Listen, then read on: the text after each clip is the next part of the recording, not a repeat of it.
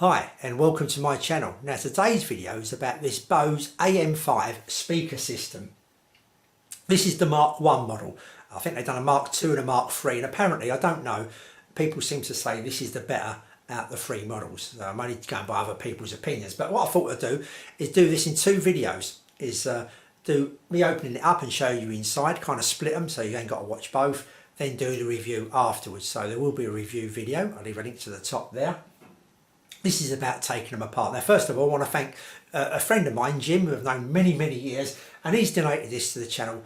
It's something you don't need anymore, so he's donated it to me so I can give a review. Now, this is probably more something to do with a movie night in system kind of thing rather than hi-fi, but I thought it'd be good to kind of see how it sounds hi-fi wise. Matter of curiosity, even though these do kind of aim it, I suppose, a little bit towards the hi-fi as well. They say you can use it for hi-fi as well.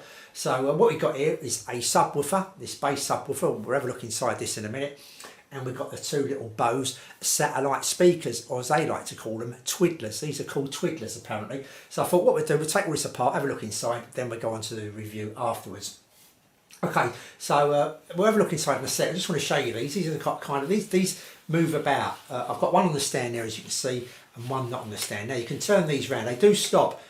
They only go that far. You can't go any further, and you can spin it round, and it only goes that far. So when you got them on the stand, you could kind of go this way with that. You could have it reversed if you wanted to, any direction, near enough 360, and same with the bottom one. The bottom one does move, but you kind of got to unscrew it from the stand a little bit, so it will be a bit wibbly wobbly kind of thing. So I think what the best thing is, just do is stand up a bit more. It's come loose. I need to do the screw inside. But I've got the feet missing on this stand as well. They're supposed to come with little feet, but I didn't have them. But yeah, so really, if you wanted to face this bottom one, rather than spinning it and being a bit wobbly like that, is to get it nice and tight as it was, and just maybe just turn the stand round in that direction, and then turn your other one where you wanted the other one, something like that, if you wanted them like that. Otherwise they're a bit wobbly if you haven't got the stand nice and tight. Just thought I mentioned that anyway. So that's that. So yeah, these covers come off, they just pull off. They're quite easy, but you will notice, hopefully you can see there, that they've got these kind of like little protruding bumps here, like little bits of plastic that kind of hold the front on to a certain degree. They're not necessary, but I suppose someone's had these on and off a few times and one snaps. It's not inside there, so it's obviously snapped off. They're very thin, so a few times on and off and they probably will snap. But anyway, it doesn't need them because it fits fine without them anyway, but I just thought I mentioned it. Oh yeah, let's have a little look at these units. So we'll take the fronts off first. We'll look inside in a second. This is the little unit. Now these, like I say, these are called Twidlers. I think they're about 2.5 inches in diameter, these Twidlers, and about 3 inches side to side. Now the actual main speaker units, I've got it written down here somewhere, there they are. The speaker units on the stand, with the stand, are 33 centimetres high on the stand. Without the stand, they're 19 centimetres high, and they're 6 centimetres in width. And I didn't measure that, I should imagine that's about 9 centimetres in depth, including the cover, including that front cover. So okay, so, and they're quite weighty really. What I should have done, well, I've got a pair of scales here, I thought I did. Let's just dig these out, just for a matter of interest. We'll stick them on there, give you some idea of the weight, how big these speakers are, magnet wise and all that. So let's just stick that on there. That weighs 1.042 kilos. So they're quite weighty for a little speaker, they're quite weighty. So let's have a little look inside anyway. There you can see them on the on my top there, apart. And yeah, as you can see, the speakers ringing out kind of thing. There's the crossover, and that's just got a little 4.5 microfarad capacitor there. I'll show you the circuit diagram of the speaker in a minute. That's the little capacitor there, and that's inside the unit, the case, and etc. As you can see, it's all made out of plastic. And there's the foam squares. These are the kind of inside to dampen down, to make it not sound so plasticky, I should imagine. There's a close-up of the driver. It's a 4 ohm driver, got a fairly weighty magnet, and I think this is rated at 30 watts, this little driver, as they like to call them, Twidlers. And there's the circuit diagram, and as you can see, there's a circuit diagram. These are wired in series, so 2 4 ohms to give 8 ohms, and we've got a little switch there which puts a capacitor across one of the drivers. So if you come back to me, it's that little switch that puts a capacitor across the driver, and it puts it across the bottom driver. And if I flick the speaker around, you will see a little switch on the back. I will show you a picture of that as well on screen. But we've got a little switch, and there's a picture on screen. And this says direct or reflections. As it say, oh, reflect in. It says reflect in. And what you use this for, you can use it they say flick the switch if you're having, let's just turn, for instance, this speaker here. If I was facing frontwards and I had a wall over there, say to that side, if I bounce this top unit off the wall, then they say to flick that switch to reflecting, to make up for that speaker bouncing off the wall, that slight time delay I should imagine it makes up for. I'm guessing a little bit here. But as you come to the sound test, I'll talk a bit more about me flicking that switch and what it actually, what kind of effects I was kind of getting, kind of thing, mucking about flicking that switch. But anyway, these little twiddlers taken apart and looked inside. So what we're going to do now is have a look at this bass unit. Okay, so onto the main unit. I've stuck my twiddlers away at the moment, so I'm going to give you an idea how big this is before we open it up, etc. Right, this is 20 inches. I'm doing it in inches this time. 20 inches across, 12.5 inches deep that way, and from top to bottom, including the feet, it's 7.5 inches. That's all approximate, but very close. I'm just going to show you around this on the outside first of all. Let's just show you the connections first. I will put a picture up on the screen because these may all be, they're the right way up. I thought I may actually lift it up upside down. But at the top here you've got your outputs, so let's just go to the inputs first. This is coming from your amplifier. So you have your cables from your amplifier. This would be on the floor in the corner somewhere, or wherever you've got some room to put it, underneath the settee or something like that, wherever you want to stick it out of the way. You're going to have it on the floor as is, like that, this way round. You won't be having it upwards or anything like that. It'll be this way round. Obviously you can swing it around 180 degrees so it's facing that way. The holes at the moment are facing that way. You could have them facing this way, but you have it flat like that. We've got our inputs. This is coming from your amplifier, so depending on how far away your amplifier is, depends what kind of length of lead you're going to need. They do give you some quite long leads, so make sure you get them wired up correctly. They've got black, one part of the lead's got a bit of black on it. As it happens is the lead here, and as you can see, one strand's got black and the other one's white, so the black would be negative. So make sure you connect your amplifier up, you keep the right phase, negative to negative, and the other lead that's got nothing on it, we'll use that as the positive. So make sure you wire it up left and right on your amplifier, and these go out to the twiddlers, or them little satellite speakers, whatever you want to call them. These are the outputs, and these are spring loaded, which is fine. I don't mind spring loaded to a certain extent. The cable they give you to go to your amplifier is very thick, and the spring load is okay, but the speaker wire, if I can find a piece, there it is there, it's quite thin. And there's not many strands. I'm not too sure how many strands, but there's not a lot of strands. And once you start putting them in here a couple of times, these are like razor blades to a certain extent, you're going to cut into that wire, so just be a bit careful. You could end up with just 1 or 2 strands if you keep using these clips, moving them about or something. You could end up with 1 or 2 strands holding the cable in.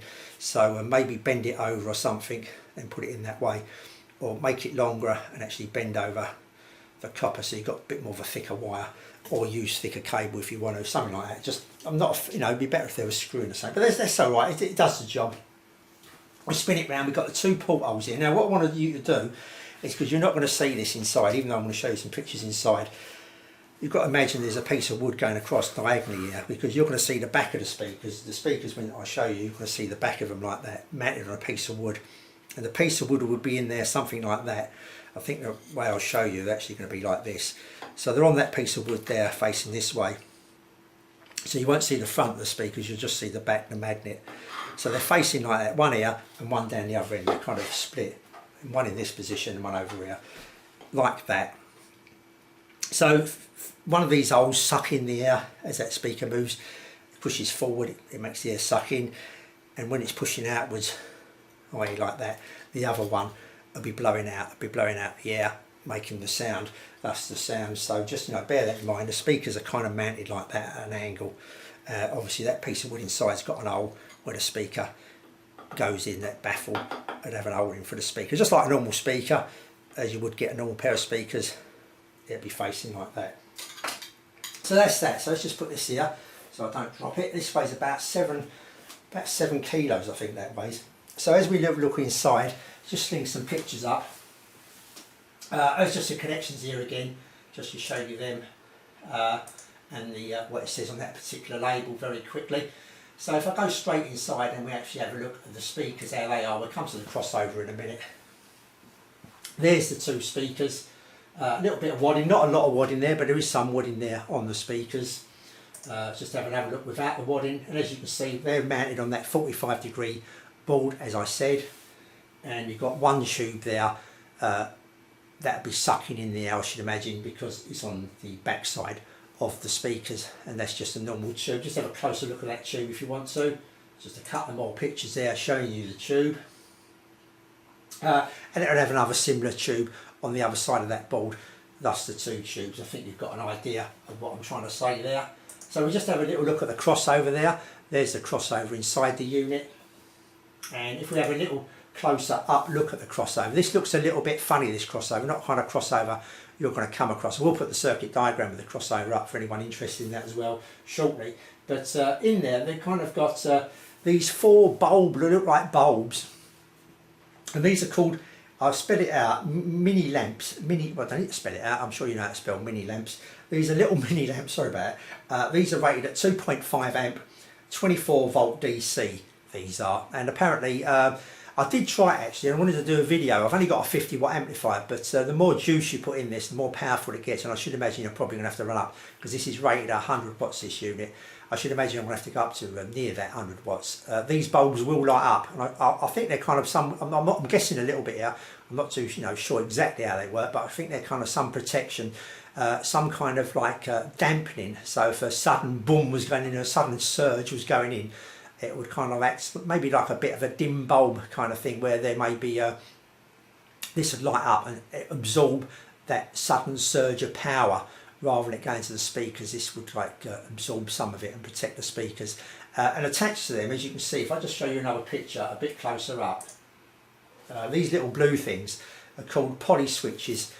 And what they do, as far as I know, is that if that gets too hot, as you can see, they're actually glued onto two of these lamps. There's four lamps there, two for each channel, because this is obviously two channel stereo. So two of them lamps for each channel and one poly switch for each channel. So I'll take it that if that particular poly switch got too hot, that would measure the temperature and flick that switch and stop you, disconnect the speakers and stop the speakers blowing. I take it that's what it does, or put an eye resistance or something. I'm not too sure exactly how they work, but I think they're something similar, these poly switches in modern short speakers, and a lot of people over time said it's probably best, these are kind of speaker protection, and it's best to cut them out, get them out of the equation, because they can go a bit faulty. But I'm only going by what other people are. And these poly switches are rated at 50 volts, and they're 31mm poly switches, just in case you was interested in that. Now let's stick up a circuit diagram there, so you can see the left and right channel. You can see them bulbs there. If I just where are we?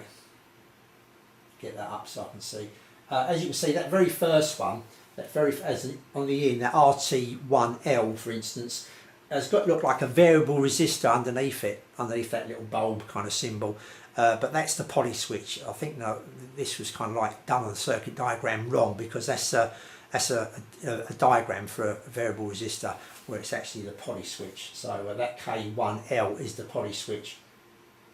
And there's the rest of the circuit diagram with a woofer in the circuit diagram, and the outputs go through another one of them bulbs to the little satellite, or twiddlers as you want to call them. So that's what's inside this particular unit. So now what I'm going to do, I'll do a separate video, like I say, otherwise it'll be a bit too long-winded, of actually how I thought these sound. So I'll say thanks for watching on this video, and I'll see you